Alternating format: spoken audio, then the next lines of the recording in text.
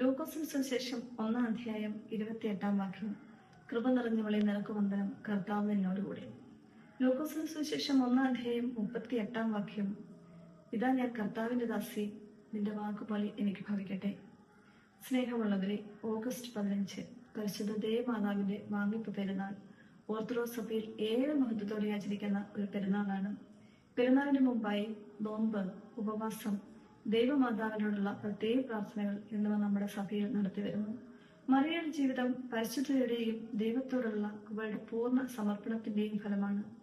പരിശുദ്ധത, ദൈവത്തിൽ വിശ്വസ്തത, ആത്മസമർപ്പണം എന്നിവ ദൈവമാതാവിൽ നാം കാണുന്നു. നാം ആചരിക്കുന്ന പരിശുദ്ധ ദേവമാതാവിന്റെ വാങ്ങിപ്പ് പെരുന്നാൾ നമ്മുടെ വിശ്വാസത്തിന്റെ വലിയൊരു രഹസ്യമാണ്. നമ്മുടെ ലൗകിക ജീവിതം കാലബന്ധിതവും ക്ഷയിക്കുന്നതും ആണെങ്കിലും ദേവമാതാവിന്റെ ജീവിതം ദൈവകൃപയുടെ നിറവിലൂടെയാണ് നിറയുന്നത്. നമ്മുടെ ജീവിതം ദൈവഭക്തിയിലൂടെയും പരിശുദ്ധതയിലൂടെയും നയിക്കുവാൻ പരിശുദ്ധ ദൈവമാതാവിന്റെ പ്രാർത്ഥന നമുക്ക് സഹായമായിരിക്കട്ടെ.